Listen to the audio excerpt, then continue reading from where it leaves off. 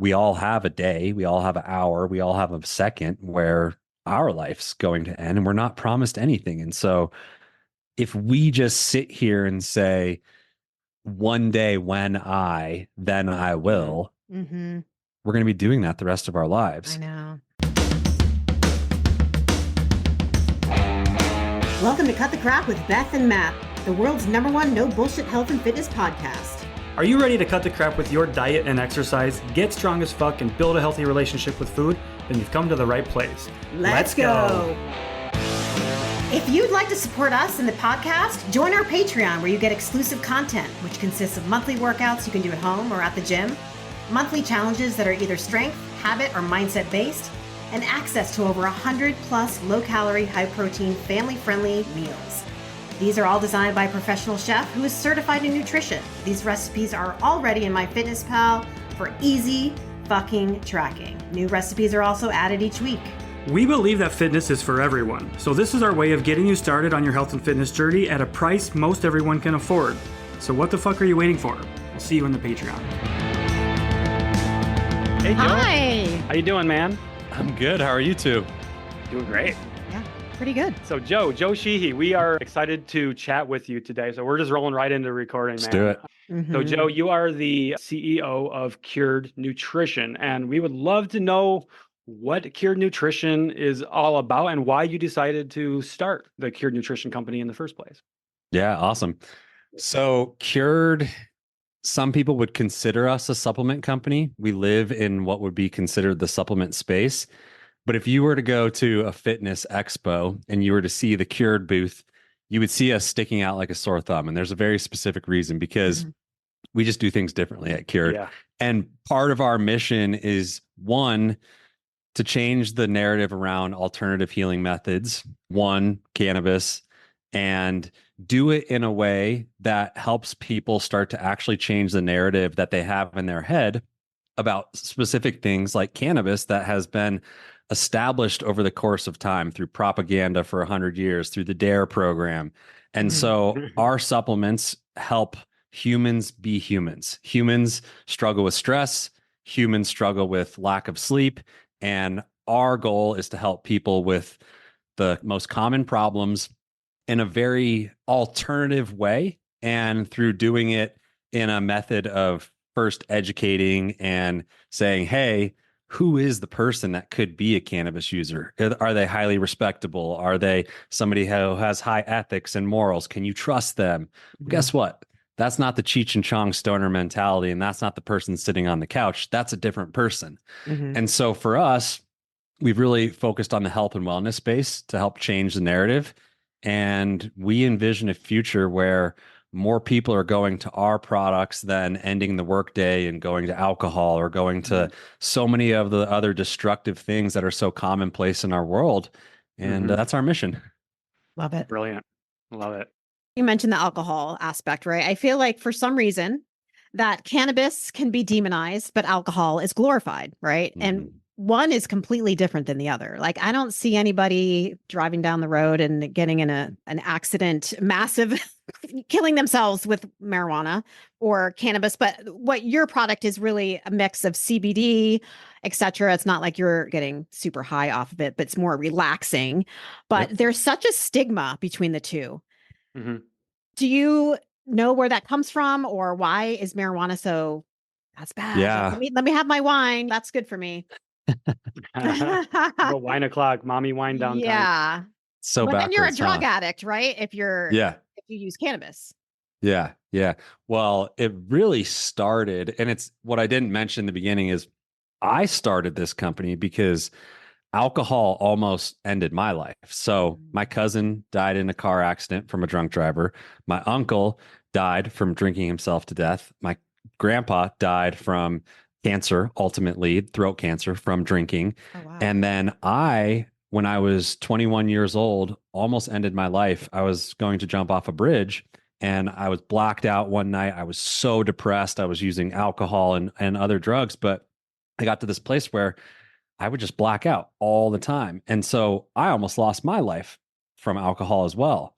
And what I recognized is that this is very common for a lot of people. And if that's true, I know 3 people in my family that passed away from alcohol, almost lost my life myself. I've never heard a single person lose their life from marijuana, just like you said, Beth. And so I just started asking questions. And the truth is that in the early 1900s, William Randolph Hearst was involved in secondarily the paper industry, but he was involved in print news. And the newspaper was printed on paper, and hemp was actually a threat to paper mills because you can make paper from hemp, you can make paper from trees. And so William Randolph Hearst was heavily vested in the print newspaper industry, and we're seeing that hemp was threatening to printing via paper. So that's where propaganda really started. It was the narrative that hemp and marijuana and cannabis, they just started portraying this narrative that made it so people started to stigmatize it. And that's just evolved and continued over 100 years. And then it led to the DARE program, which said that heroin is the same thing as marijuana. You know, the story of your brain on drugs, that's marijuana as well. Wow. And so personally, that's what I grew up in. And for the longest time, it was just the story that I was being told.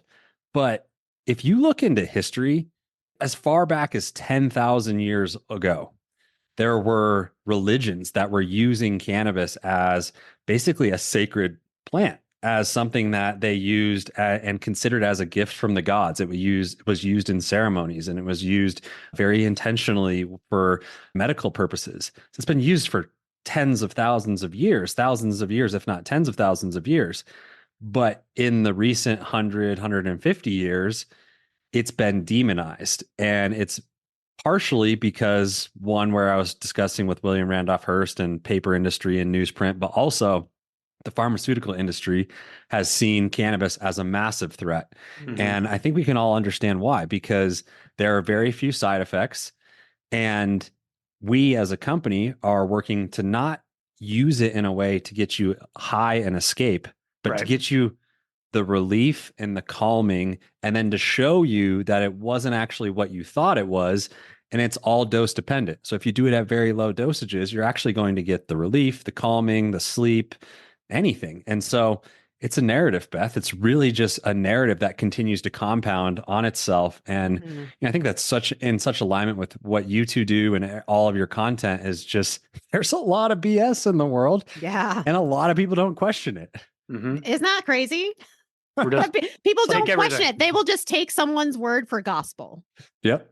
Well, it's because, I mean, especially when it comes to weed and or marijuana and alcohol, because alcohol is just, we're on it from the time that we're born. It's just normalized. It's there. It's just always something where it's at sporting events. It's at children's events these days. It's everywhere, but there's still that stigma with marijuana. And I do appreciate, and I like, just here in Ohio, we finally we legalized it this past year. Hallelujah! And I know a lot more states are doing that. So yeah, it's good to see forward progress. I don't know what it's going to look like from a national standpoint, but I'm encouraged that it's going to be there within hopefully a couple of years. Yeah, it should be. I mean, since I got into the industry 7 years ago, the story was always, in 5 years, it'll pass federally legally. And so 7 years ago, it was 5 years, and today it's still 5 years. So I don't really know what's happening. It's a moving target. And actually, I do know what's happening. There are big regulatory bodies that are funded by pharmaceutical companies that are being told to make it so this can't actually move forward for some time. And my thought is just until they can actually have their hands in the pot. Right. That's my thought. But I agree with you. It's my belief, and I'm not a conspiracy theorist by any means, but this is just what I see. It's lobby groups, it's politicians, it's Philip Morris or whatever tobacco companies paying people to spread this propaganda and to push these agendas until they're able to capitalize on it. That's all it is. They need to get their foot in the game. They need to get their infrastructure in place, and then they'll be able to profit off it. That's when it'll be legal, in my opinion. Comes down to money. Always. Me too. Yeah. And then it makes it very hard for us to operate in the short term.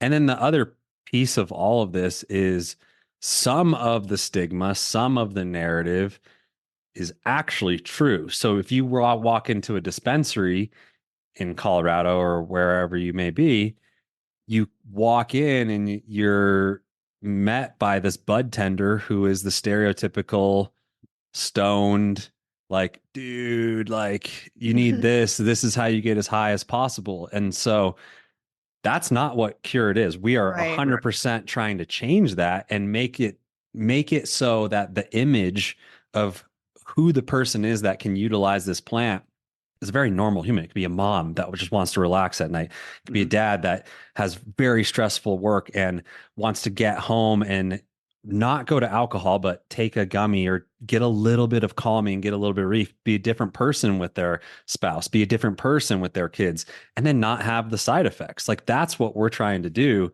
And so there's a bunch of different angles that we're really recognizing need to be shifted and impacted in a different way to like rebrand or give the industry a different image.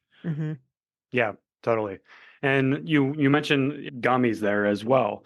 And I love gummies. That's actually how I kind of got started with microdosing and experimenting more with cannabis, especially in my 30s is when I really started with that, when I started dealing with stress and anxiety. And I was looking for other ways to, I was like, alcohol just isn't doing it for me. I was noticing alcohol did nothing but make things worse for me, my anxiety, my stress, everything. I was like, there's got to be something better. I was already doing the lifestyle management stuff. I've been doing that for a while. But with the gummies, with your product in particular, like you said earlier, you're not getting people stoned. It's just like essentially the minimum effective dosage, a micro dose. So could you kind of explain how your products work with the CBD, the cannabinoids, and the microdose? Yeah, and that's where I think a lot of people, some people come to me and they'll say, how are you doing this? How is this legal? How does this work? And so if we were to look at cannabis as a genus or like a genome, below it, if you were like creating a family tree, so cannabis is the top, hemp and marijuana are both cannabis, but the difference between the two is one has a higher concentration of THC and one has a lower concentration of THC. And so hemp is classified as cannabis with less than 0.3% THC. We extract all of our extracts from the hemp plant. So there's very, very low dose THC in it, but there is THC in it. It's much higher. It has much higher concentrations of CBD. The cannabis plant has over 100 known cannabinoids in it. And we'll talk about CBD, maybe CBN, THC, CBG. Those are some of like the most known and minor cannabinoids, but there's a bunch. And we're just at the forefront of those all being studied. When you extract the extract from a high CBD cannabis plant or a hemp plant, you're going to get high CBD, low concentrations of THC, all in one extract. That's considered a full spectrum extract. So it has an array of cannabinoids, and then it also has what's called terpenes, which are basically like the flavor profiles, the aromatic parts. That's basically like the closest to a whole plant holistic extract. It's the least refined extract. The more you refine it, you would get to an isolate. So if you think whey isolate or any of the other supplements, it's just extremely refined. We try to do the least amount of refinement to keep it as whole plant as possible. When you take our gummies or our calm caps or our night caps, you will see that there's a low concentration of THC in them because we're keeping it as whole plant as possible. But we keep it below the legal limit of 0.3% by dry weight. So the most you'll get in any of our products is about 1 milligram. Whereas if you were going into a dispensary, you would typically see 5, 10, something like that. So there's like the initial where you can see the difference. It's much lower, like a fifth or maybe a tenth of the dose of a normal edible. And then we also combine it, like with the gummies, we combine it with L-theanine and ashwagandha and reishi. So some people would worry that THC would make them anxious. But with L-theanine and ashwagandha, those are very calming. So you're not getting the anxiety effects. You're just getting the calming effects. And we ship it nationwide. It's from a hemp plant. It's a hemp extract. It's 100% legal. We follow at the federal level. It's the 0.3% concentration is the law. But then state by state, the laws are a little bit different. And we follow the Colorado laws for hemp extracts because we believe that Colorado's on the forefront and is doing it right. Some states are doing it a little bit differently, but that's our process. It's extracted from hemp, very low concentrations of THC, higher concentrations of CBD, and then about 1 milligram is the max that you would get in one serving. Yeah. The Serenity gummies are my favorite. They're so good. I have to say. I Game mean, changer for I'm us. a very anxious person in general, and I don't drink alcohol anymore for 9 years. But since business is getting busier, I have more stress. I notice like by 2, 3 o'clock, I'm like, okay, it's time for a Serenity gummy. And it immediately takes me down a notch. Levels you off. Yeah. Yeah, it does. That's what it is. It's just, some people say take the edge off or just like unwind. It's really, that's what it is. It's just like an exhale. Like I can exhale, I can slow down, I can be more present. And that's how I take them as well, Beth. End of day, about 4 or 5 o'clock. I typically end work around 5:30, 6 o'clock, but around 4:30, I'll take one, and it just eases me into the evening. Yeah. I'm really calm going into dinner. It really helps my mind slow down because you two know, as entrepreneurs, you're building the business at 1 a.m. in your head, and you're like, you can't stop it. Wake up thinking about it. Yeah. Yeah. Right. So it's just really getting that. How can I unwind? How can I exhale? How can I get a little bit of relief and calming, but then not have side effects from it? Yeah. Yeah. I don't feel high or anything. It's just, you just feel a sense of calm, really is what it is. It's like what people turn to for that glass of wine or the whiskey after work is literally actually being provided in the product in that form. Whereas with the wine, like in that moment, or the alcohol in that moment, might make you feel like it's having that effect, but as we know, it comes after, right? The anxiety or the stress that comes after drinking. Whereas with, as far as I know, that doesn't really, that's not a thing with cannabis. Yeah, like you need more. That one glass of wine is never usually enough for some people. It's like, okay, I need more. Yeah, because that feeling goes away, and you need to consistently ingest it with, and like the Serenity gummies, it's there. I don't have to take 18 million gummies after. No, that's not Don't do recommended, because that. you would get high. Yeah. But I mean, I don't know about you two. Even if I have a glass or two of wine, I think I said this to you both in Vegas. I've gotten to this point where I will have a drink maybe once a quarter, and I'll have a glass or two of wine. That affects my sleep. I notice instantly I can't fall asleep. I wake up and I don't feel like I actually got the rest I need. And I had a friend recently, he said, because he's been sober for 6 years or 7 years. He said, Joe, why don't you just say that you're done? Because you're in this like weird place where you do it every once in a while. I was like, I don't know why. I'm just done. Like it doesn't serve me at all. Yeah. And another point is that Dr. Matthew Walker, he's considered the sleep doctor. There have been some studies that show that high dosages of THC actually do affect your sleep negatively. And I've actually noticed that as well. And like when I actually used to use a lot more, but there aren't studies showing that what happens at the low dosages that we use. And so what we always do is we always ask our customers to send in their sleep scores from the Oura Ring or anything like that. And over and over and over again, people will show the improvement in their overall sleep. One, their deep sleep, but that also affects their REM sleep as well. The deeper sleep you get, the more REM sleep you're going to get. And then that's really a complete night's sleep. I think, Beth, you have an Oura Ring. I think we were talking about that in Vegas. You did? I mean, I do actually. And it's funny you were talking about the Oura Ring and sleep, because I didn't take the nighttime capsules for probably 3 or 4 days. And my sleep was showing like 77. It was in the 70s. And I'm like, well, that's so weird. I wasn't getting REM sleep, right? I was like, okay, start taking these again. Took it last night. It was the highest score I've had in like a week. And my REM sleep was all the way up in the green. I'm like, this is incredible data right here.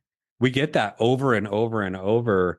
So I'm very excited about the industry, and I think it all just comes down to intention as well. We're not creating a product for people to escape. Right. And I think there are a lot of things in our world that people are using to escape. It's not to escape. It's actually to tune in, to slow down, to just like mindfulness. Listen to your body a little bit more, because your body's telling you something all the time. And whether you're listening to it or not, that's the question, right? It really is. Really Absolutely. is. So you mentioned studies. I'm curious about, I love talking about studies. There's so much research that needs to be done in this field. Now, is that from the reason why we haven't had a lot of research done? Is it because it's not legal, so it's harder to study it? Yep. Yeah. Yeah. We'll do internal studies where we'll, over the course of the last several years, we'll say, hey, we're going to do a sleep study. We're going to send out a bunch of free product, send in your sleep scores. So we have a lot of, it's not even anecdotal because there's actual data showing that people are improving their sleep. Like clinical. But yeah, almost. it's like almost, obviously we don't have the same controls, but Mhm. Yeah. a lot of the studies that need to happen are being held back because of the regulations, because of you can't get federal funding for it, because a lot of those times those are happening at universities, and there's just the funding isn't going into the industry.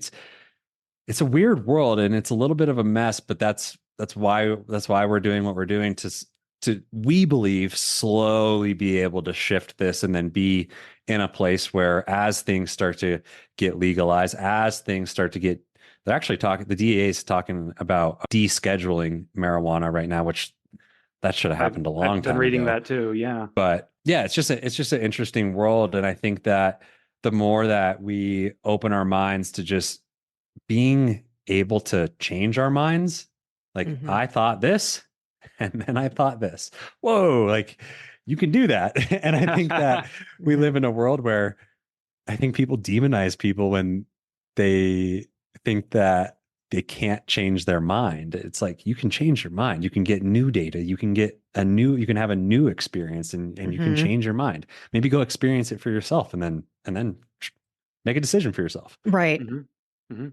Well, I mean, we do know there is research showing how cannabis can be beneficial to those with cancer, and helping sleep quality, and helping appetite regulation in that aspect too. So cancer patients are routinely prescribed cannabis to help them because they're not eating when they're going through this treatment. So that's a very good use case for that too. So that goes back to the whole medicinal use. There's so many medicinal uses from stress and anxiety, and I know there's a lot of research that needs to be done there, but anecdotally speaking, it's really helped me tremendously. Yeah. I was recently diagnosed with generalized anxiety disorder, and that's something I've been struggling with for a while now. As anybody that's listened to our podcast and followed me on social media can attest to, this last year or so, it's gotten really bad, panic attacks and everything. And I'm starting my day with the Serenity gummies has absolutely helped me. My days are crazy. Like, I start my day off every morning with 2 hours of driving to take my son to school. That alone makes me very, very anxious because I'm just driving and I'm thinking about my day and all these things I have to do. So I definitely noticed that difference. I still had it a little bit, but the noise, the feeling, the sensations in the chest and everything, it was a lot quieter, and it definitely helped with that. Yeah. Yeah. I mean, I can understand that too, especially as an entrepreneur. When I used to commute 2 hours every single day up to our office. We went fully remote this last year, and my life has changed so much by just walking upstairs into my office, because when you want to get things done, but you're not at your computer and you can't get it done, you can't do the thing. It just like compounds. Everything's stacking up. You had a 2-thing to-do list when you left, and then you get home and you have a 15 to-do list. If there's one thing we can all agree on, it's that life is hard, and with that comes a level of stress that can often be debilitating. Balancing your mental and physical health often seems like you need a PhD to achieve, and so often we are only able to focus on one or the other, which can lead to a less than enjoyable life. And that's why I loved Cured Nutrition's Serenity Gummies. From coaching calls to leadership meetings with my team, to tapping into my creativity for new content, to closing business deals, and even interviewing guests for this podcast, the Serenity Gummies have proven to be a valuable part of my self-care routine. I take them daily to help manage my stress and anxiety, and doing this allows me to perform at my absolute best, which helps me serve others to my absolute best. Formulated with their trinity of ingredients, a blend of full-spectrum cannabinoids, functional mushrooms, and adaptogens, Serenity Gummies are your answer to finding calm in the chaos that we call life. Right now, Cured is extending an exclusive offer to you, our listeners. You can grab a bag of Serenity Gummies for 20% off by visiting www.curednutrition.com/CTC and using coupon code CTC at checkout. That's CURED nutrition.com/CTC and coupon code CTC at checkout to save 20%. So what are you waiting for? Pop a gummy and protect your peace, and let's cut the crap together. So I want to kind of backtrack a little bit. You said when you were 21, you had that experience with the bridge and when you were drunk and everything. Like, what happened from there? What changed from there Yeah. for you personally?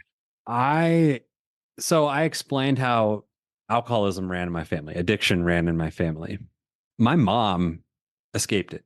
There's the story about the man that had two sons, and the man was an alcoholic, and the two sons have completely different stories. One says, I became an alcoholic because my father was, and the other says, I have never drank because my father was an alcoholic. Yeah. We're all influenced differently by experiences. My mom ran as far as she could from alcohol.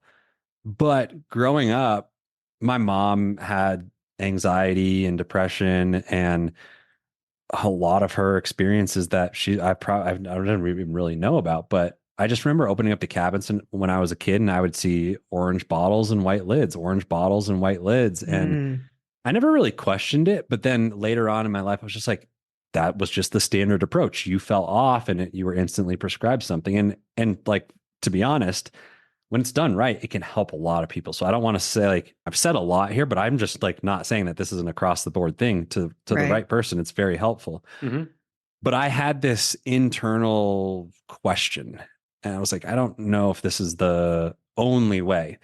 When I went to jump off the bridge, that night I was stopped by somebody underneath the bridge. It was 2:30 a.m. on a Tuesday morning. Thank God this man was underneath the bridge. He stopped me. He said, "Don't do it.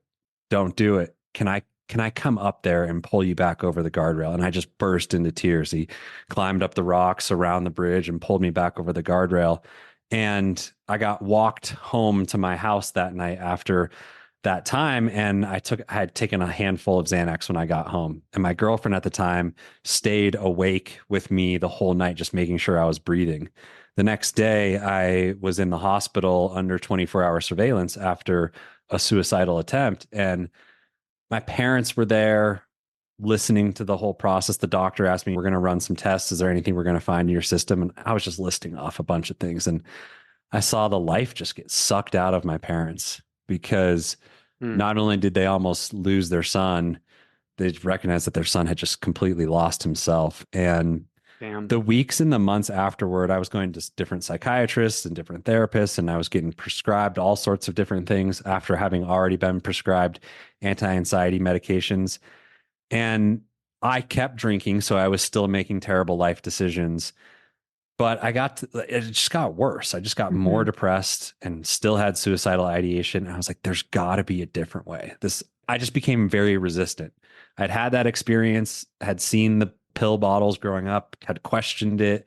And then I was in the same story. Like, it was like instantly prescribed. And I was just like, I don't feel right, and things aren't improving. And it wasn't until probably a year and a half to 2 years after that night where my mom was just trying so hard to help me. And she actually ended up introducing me to this man, Dr. Andrew Weil. He's the founder of Center for Integrative Medicine at U of A, I believe. And he's also the founder of True Food Kitchen. But in this book that my mom gave me, is called Spontaneous Healing, I started reading about things like taking high dose fish oil, using vitamin D, using different herbs, using nutrition, proper nutrition, getting sunlight, moving your body. And it was like my first introduction to an alternative route. And that's when I started to become obsessed with, hey, there's a different possibility here. And it took several years, but I started talking to more and more people. And probably about 4 years after that night, for about 4 years, I was just completely sober, nothing. And then marijuana was legalized in Colorado. And that was when I was starting to get curious. And that was when I ended up finding CBD, and I started taking CBD. It would help me feel calm. It would help me sleep.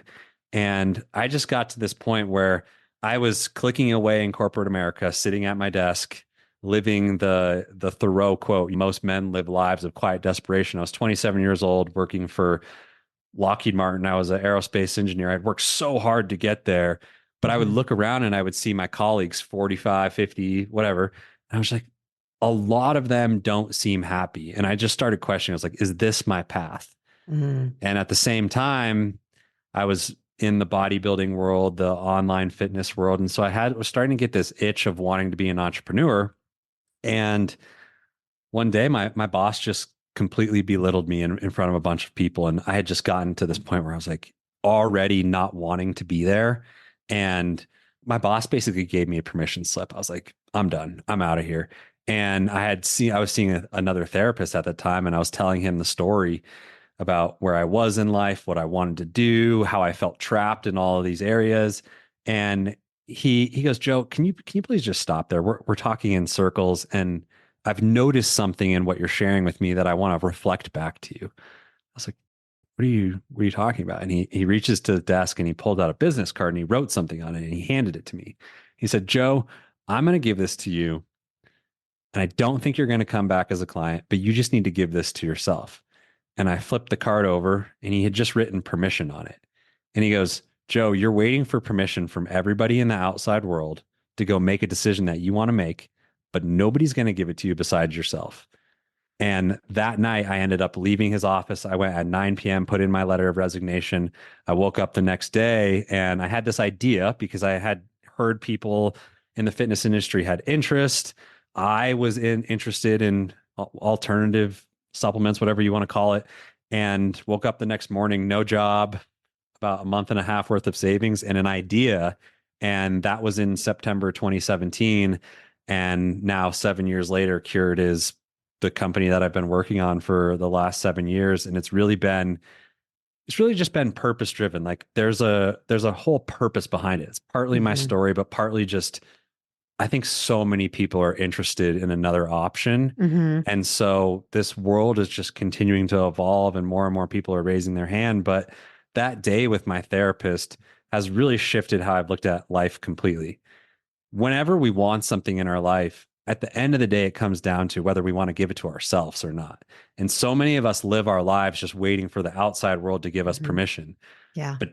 But the longer you live like that, the more frustrated and disappointed you're going to get because you're not going to get it from who you're looking for. And maybe you will get it, but you won't even hear it.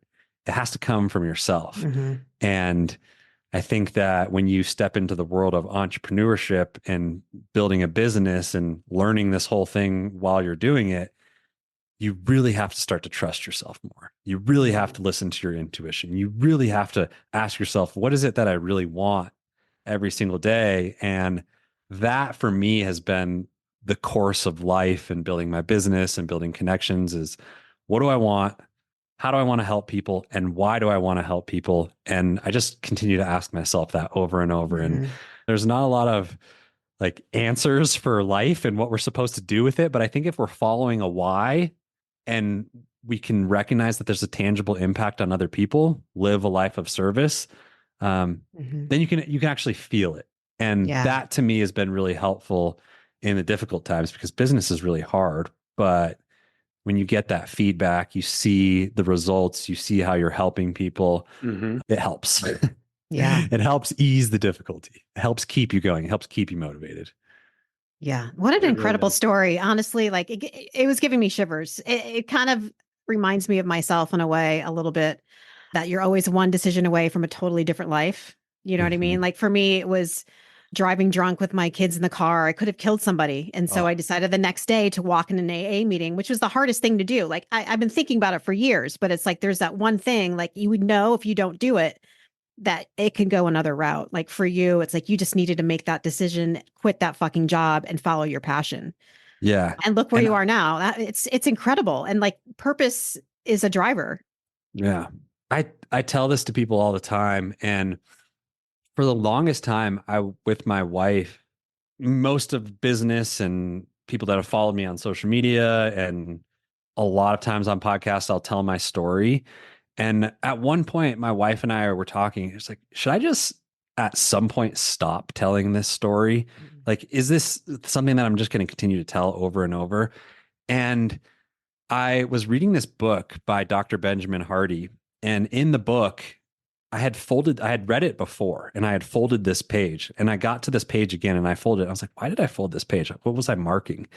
And I was reading the page and I got to the bottom of the page and In the book, he's talking about the story or the movie It's a Wonderful Life. And in It's a Wonderful Life, there's a story of a man named George. And George was going to jump off a bridge, but this angel Clarence appeared to George and stopped him. And the angel Clarence showed George what life would have been like had he never been born. And what was so wild to me was when I was reading that passage or that section of the book, I just had chills pour all over me because I recognized something.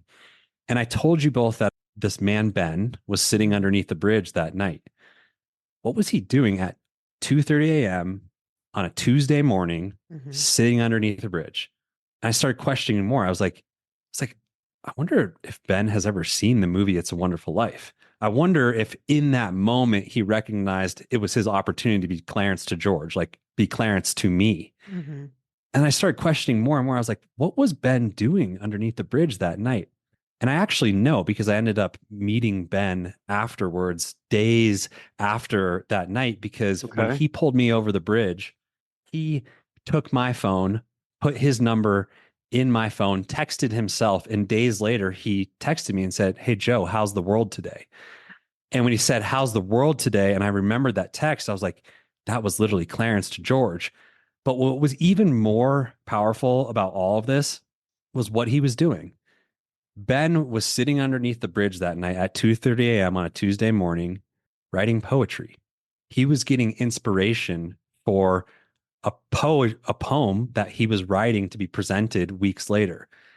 And so you want to know why it's so important to pursue what you want with your life, pursue what you feel passionate about, because who the hell knows when you're going to end up underneath a bridge and save somebody's life. And then that person's going to go on to affect hundreds of thousands of people through their company. Like something as simple as I want to go write a poem and I want to do it because that's what I want to do. I'm passionate about it.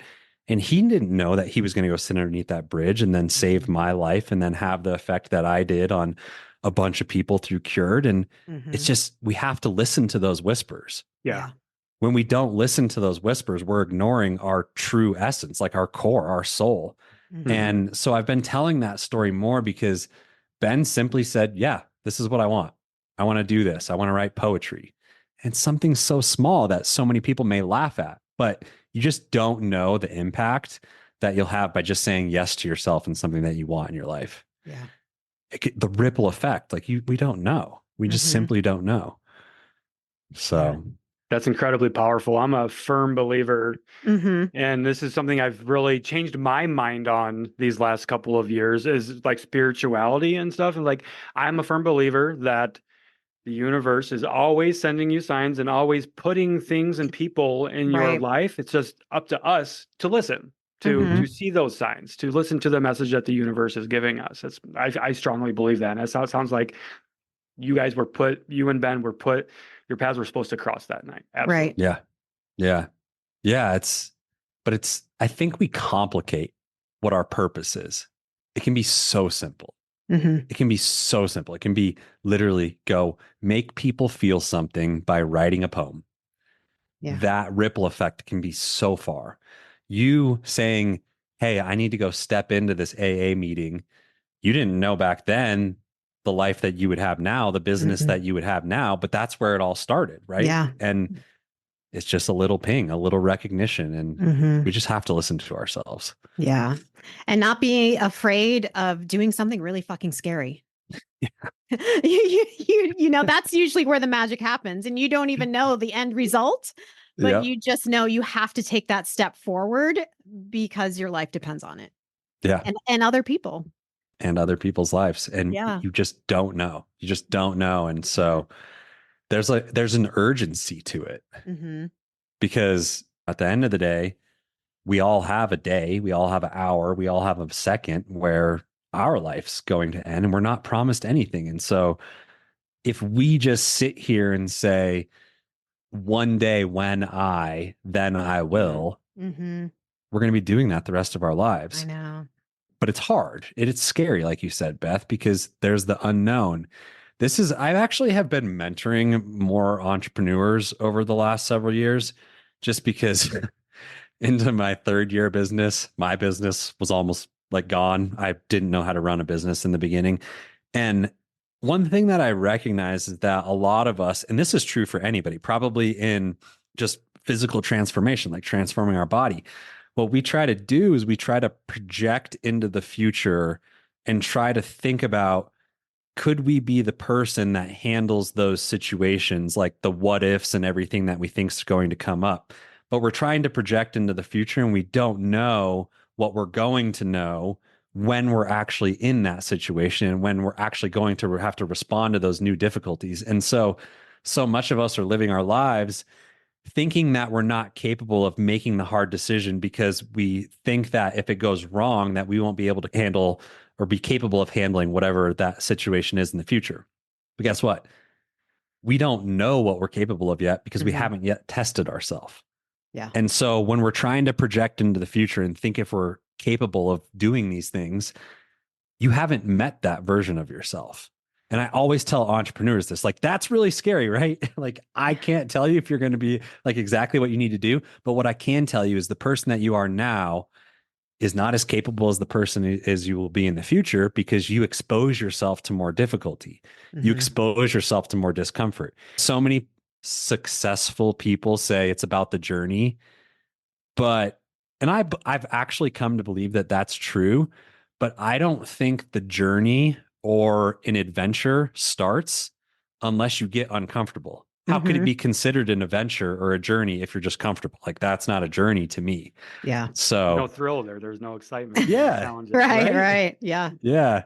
So life's interesting. I It love really it. is. I love like challenging myself. I love the journey of entrepreneurship and personal development and all of this, because without Ben, I wouldn't be sitting here with you two. Without the body, like the fitness world actually built my business. And so it's just the idea of chance and the idea of making a decision to just vote on yourself.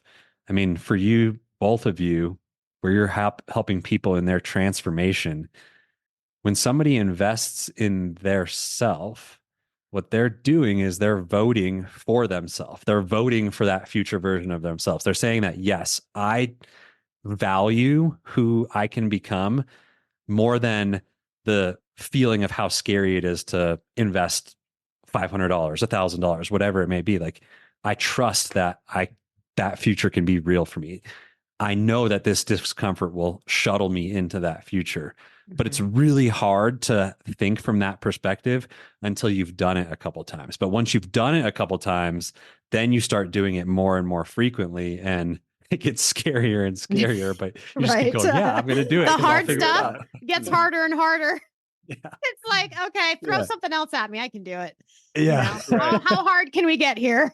Yep. I just think back to using the coaching analogy. Like when I first started trying to start my own business, I definitely hired coaches. I've hired lots of coaches, but that first business coach that I hired was the most difficult decision, one of the most difficult decisions I ever made, because of that fear of failure. And I didn't have the confidence in myself. But after I hired that coach, I hired another coach after that. And now I'm always going to hire a coach. I'm always going to have a coach because I see the value in it. And I'm confident that it's going to help me take it to the next level and help me solve problems. And that's really what it's all about.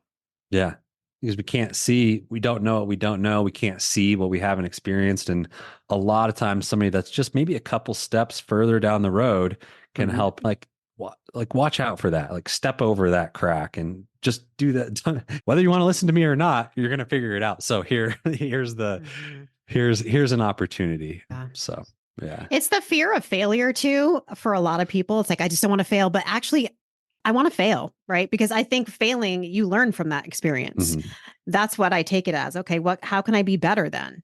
Yeah, failure is not the opposite of success. It's literally part of success. You're gonna fail. You're going to setback. It's like how you respond to those failures and to those setbacks is what matters. Can you use them as learning opportunities? What could you do better? What went wrong? Yeah, there's always opportunities to learn. I hate that word failure, but it's true. There is no real such thing as a failure. In my opinion, the only failure is not trying or quitting and throwing in the towel altogether and not seeing the value in yourself. That to me is the real travesty. Yeah. Yeah. There's nothing more frustrating than being a year down the road and recognizing that your life hasn't changed at all. Like, Ouch. it's like, Yeah. oh, I'm here again in this exact same situation. I had the opportunities, but I didn't say yes to them, or I didn't allow myself to get uncomfortable. I had a mentor once say, he said, you should associate the word failure with feedback. There's somewhere in that experience that's giving you feedback. And as long as you can see the feedback, then you can turn that into a win. You can turn that into acceleration. And I just really like that reframe because, like you said, Matt, you just have to respond. And to the ability that we're responding is the ability that we're alive. If you're not alive, you can't respond. But if you're alive, you can respond. Like that. Ed Milet says, you think about what are those if a paramedic is trying to shock somebody, I don't know what it's called, but like start their heart again. Mm-hmm. He goes, well, what happens when they do that? If you come back to life, you're basically responding to that electrical shock. And he said, to the ability that we can respond is the ability of us to be alive. And I was just, when I heard that, I was like, that's so impactful because that's our responsibility is we just get to respond. You get to make a decision, see what happens, and then respond. And if it doesn't go the way that you want it to, then you respond in a way that allows yourself to go, okay, how can I be better? What can I do? And that for me was huge in entrepreneurship because in the beginning of years of entrepreneurship and for a lot of my life, I was such a finger pointer. It was because of this, or it was because of that. It was because of this. And when my business almost went out of business at the end of 2019 and the beginning of 2020, I had read the book Extreme Ownership. And whatever you think about Jocko, he's an interesting man. But in the book, it's just, if you can take responsibility for everything, the good, the bad, and the indifferent, but specifically the bad, and you can say, well, something bad may have happened to me, but I have the ability to take responsibility for how I respond. Then your whole frame of life completely changes because you recognize that while bad things can still happen, you're in the driver's seat of what happens next. Yeah. And I like that. Yeah, it's just, I think that's the beauty of life is just feeling like you're in the driver's seat and even when bad things happen because you have an opportunity to do something with it. Absolutely. You were just talking about that today, Matt, actually. I just made a video about that this morning, literally almost verbatim. Yeah, exactly. No way. You always can control how you respond to any given situation to you. Shitty things are going to happen to us. It's almost inevitable, almost on a daily basis. It's how we respond to them that matters. It really is. Like these triggers, you can heal your triggers. You can respond appropriately to the triggers, whatever they might be. You've always got that choice. You're always one, and you're always just one choice away too. One action, one thought, one behavior, changing everything as you did. Yeah. Don't know who you're going to meet. As we've all done. Yeah. I mean, it's, I think all of us here, like you can point to, like Beth, you're just saying in the car, driving with your kids, in that moment, you had an opportunity to make a decision and everything that you have now has stemmed from that one decision, that one moment. It's wild to think about that. Right. Yeah. Right. But it's true. It really is. And you just have to be open to looking for it. Like you're saying, Matt, like looking, like the universe, I truly believe the same thing that the universe is conspiring for us. That's who is that? Like the Wayne Dyer way of approaching life is that the universe is conspiring for you. It's whether you want to believe that or not. For sure. Yeah. So speaking of failures, and you said Cured almost went out of business in 2019. What were some of those challenges that you were being faced with? Yeah. Well, in the early days of entrepreneurship for me, I always explain it like this, that it's like the hammer. The hammer looks at everything as a nail. When I first became an entrepreneur, I looked at everything as a business opportunity. It's like, oh, there's an opportunity. This is opportunity. This is opportunity. And we jumped at a bunch of opportunities, but it was under my lead. And so in the beginning days of Cured, we had a hemp farm in Boulder, Colorado. We had a manufacturing facility down close to Denver. We had the brand Cured and we were selling supplements, but we were also manufacturing for other companies. We were doing white label products. Okay. If you were to try to look at a map of the Cured business from a bird's eye view, it would have looked like we were going in 5 or 6 different directions. And what ended up happening was our capital or our resources, our money was trying to go in 5 different directions because that's where our focus was. And as that happened, we just completely took our eye off the ball of what was actually driving our business. Like, what was the thing that was making this business happen and grow and drive sales? And when I hired my first mentor, he pointed that out to me. And what the failure was just not staying focused enough. I was trying to go at way too many opportunities. And the why behind our business was everything that we've shared, to help people through an alternative path, through helping support human struggles that all of us feel. That didn't require us having a hemp farm. That didn't require us manufacturing. That didn't require us doing all of those things.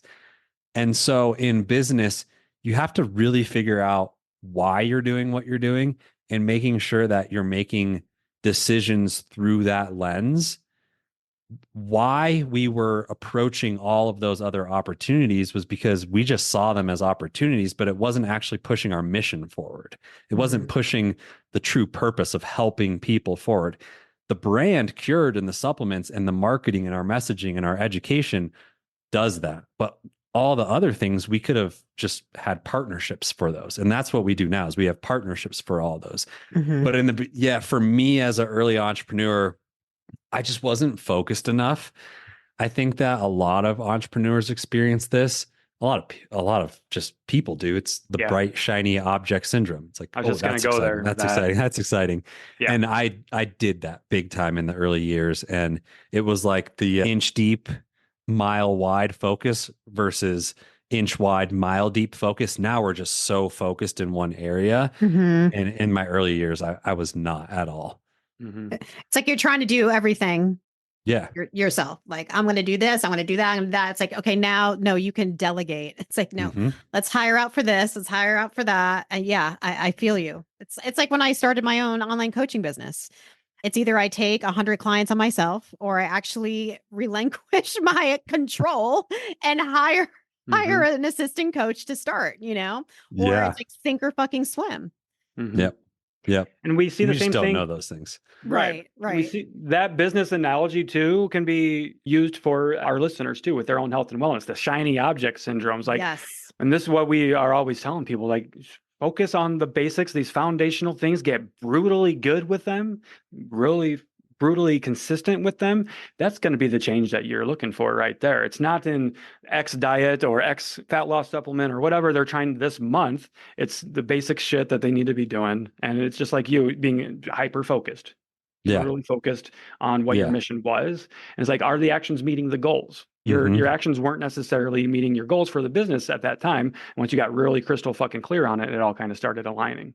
Yeah. I mean, that's what I love about your guys' content and everything that you do is you can get caught up in all these dogmatic approaches on the internet, or you could just say, what if I was in 100-calorie deficit every day over the course of 36 days? Okay. You could lose a pound, right? Yeah. That's really simple, but worry about all the other things in the sauces and this and that. And that. It's like, okay, like that's way too complicated for somebody that just wants to lose 5 pounds. Like, keep it simple and keep it focused. And that's what I mean, I love it. I love you guys and your content and everything that you put out there into the world, because it's not as hard as a lot of the content on social media is making it out to be. And you don't have to kill yourself and worry about all of these things that people are screaming about on the internet. Yeah. Majoring in the minors, we call it. I love that. Right. I love that. Yeah. Well, it's awesome to hear that from you, man, because we believe in your mission, your company's mission statement. I think I saw on your Instagram the other day, you're aiming to change 1 million minds about cannabis. Yeah. Yep. Awesome. I love that message. Yeah. And after I know Beth met you and the team last year, and I just met you all in Vegas, like it reaffirms that we made the right decision to collaborate with you guys and work with you guys and use your products, because that's not something we take lightly. Like we not at have all. never been one to promote you. We've never promoted anything on our podcast and never had partnerships. And I don't even use a lot of supplements myself. So like it really meant something for us to work with you. And when we met you in Vegas, I was like, we made the right decision, because you guys are a great team. You, Hannah, Will, you guys are incredible. Our people. Yeah. Our people. Yeah, for sure. right back at you guys. For sure. Right back at you. Right back at you. When I was getting to know Hannah, I was like, it was so cool, because like her and her husband are like rock climbing. I'm following them right now. I saw her Instagram. I was like, oh my God, like that's incredible. So yeah, like everything we're all about, you guys and your team are all about, and it just made sense. Yeah. Well, we appreciate the partnership and everything that you guys are doing in the world, and we're just in the beginning phases, right? Yeah, right. For sure. You know what, I want to ask you, what happened to the CBD drink? I missed that. Yeah, we loved it. We love that so much. That's a similar story to just staying focused on what you're good at. Okay. We're really good at creating products, and so we can create a product, but the business model of ready to drink beverages compared to direct to consumer online supplements is so different. So we opened probably 150, 200 stores in Colorado, just individual retailers. We had a distributor. We ended up investing in a big new office warehouse so we could store all the drinks in the pallets. And if you started to run the numbers around what we were putting into it versus what we were getting out of it, and the amount of how much of a different business model it was from our online supplements, it just didn't make sense. But I have to tell you, it's so hard every time we get rid of a product, because so many people will say, you guys are so good at creating products that are whatever, tasty, work well, whatever. Yeah. And so that was really hard to get rid of. We actually have a lot of people that come to us and say, hey, we would love to purchase the rights to it. So it could come back in the future, but maybe under different, same name, but somebody else actually managing it. So if you know anybody, let us know.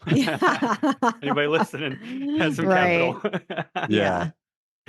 Very cool. Joe, this has been a great interview. We've really appreciated getting to know you a little bit better. Thank you so much for sharing your story and your mission statement. We believe in it wholeheartedly. Could you give yourself an opportunity? Where can people find you if they want to learn more about you, Cured Nutrition? Please give yourself a shout out here. Yeah. So on Instagram, it's my full name, Joseph Sheehey, JOSEPHSHEEHEY. Feel free to reach out to me there if you have any questions. And then Cured Nutrition on Instagram is the best place to go. You can find our website on there. You can find all of our products linked in the post, but then directly to the website.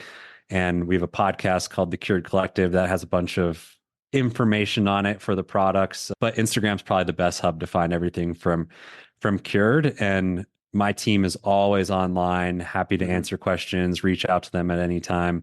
We're here. When I say we're here to help people, I'm not just trying to blow smoke. I'm really saying that, like, if we recognize that our team members aren't going above and beyond to help other people, that's something that we don't take lightly. So if you're interested in sleep support, stress support, calming, any of those things, you can go directly to the website, but feel free to reach out as well. Nice. For sure. And for anybody listening, if you're on the fence, since we are partnered with Cured Nutrition, you can use our coupon code CTC, get 20% off to entice it a little bit. I think you guys will love the products. Yeah. And the link is always in the show notes. For sure.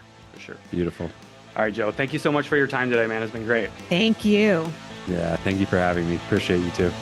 Hope you enjoyed this episode, so why not share with a friend who needs to hear it? Send us a DM on Instagram or email us at cutthecrappod@gmail.com and join our Patreon at patreon.com/cutthecrappodcast.